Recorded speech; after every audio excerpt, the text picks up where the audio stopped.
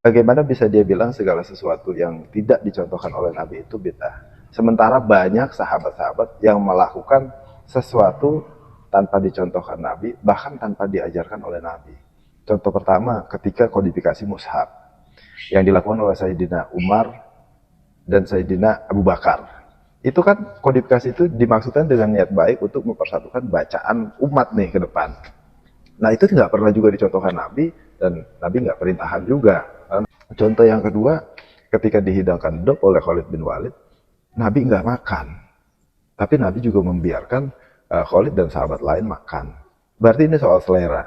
Itu ada nabinya, tidak diperintahkan, tidak juga Nabi mencontohkan, tapi Nabi tidak melarang. Nah itu kembali kepada kaidah sunnah.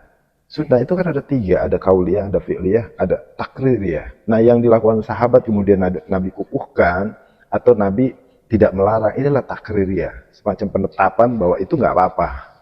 Begitu. Ini tidak dicontohkan Nabi, tapi juga Nabi aja nggak marah, dan Nabi nggak bilang itu bid'ah. Tiba-tiba ada saudara-saudara kita yang bilang tidak dicontohkan Nabi itu bid'ah. Masa juga nggak belajar kaidah usul fikih bahwa atarku layakni tahrimi, segala sesuatu yang tidak dilakukan Nabi itu tidak harus dikualifikasi sebagai sesuatu yang haram. Uniknya lagi itu mereka menselisih pendapatnya Imam Syafi'i. Imam Syafi'i aja bilang bahwa bid'ah itu ada yang majmumat, ada yang mahmudah. Karena berangkat dari contoh-contoh yang dilakukan oleh sahabat kan.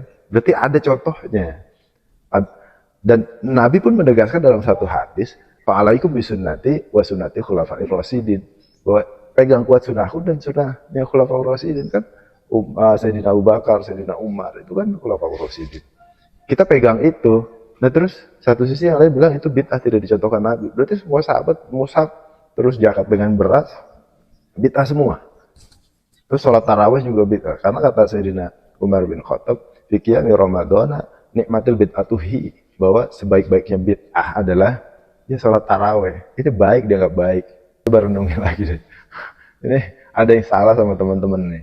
Sementara dalam satu hadis Nabi itu terkait dengan ngada-ngada soal agama, hadisnya diriwayatkan oleh Bunda Aisyah radhiyallahu anha, man ahdasa fi amrina hadza ma laysa fa huwa rad.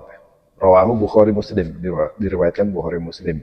Dalam riwayat Muslim, man amila amalan laisa alaihi minhu fa huwa rad.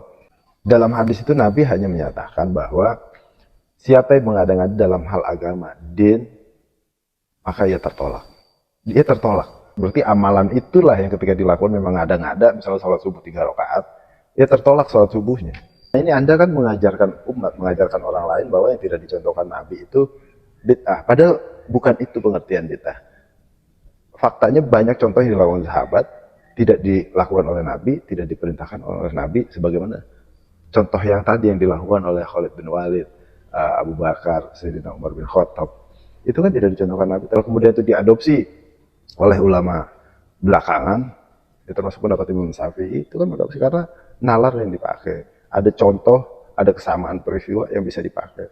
Berarti konklusinya sepanjang itu ada unsur kebaikan, ada unsur yang bisa menambah keimanan dan ketakwaan setiap umat kepada Allah dan Rasulnya, itu sebagai sesuatu yang baik, dan itu tidak soal karena pernah dilakukan oleh sahabat. Semoga bisa dipahami. Wallahu a'lam bishawab. Assalamualaikum warahmatullahi wabarakatuh.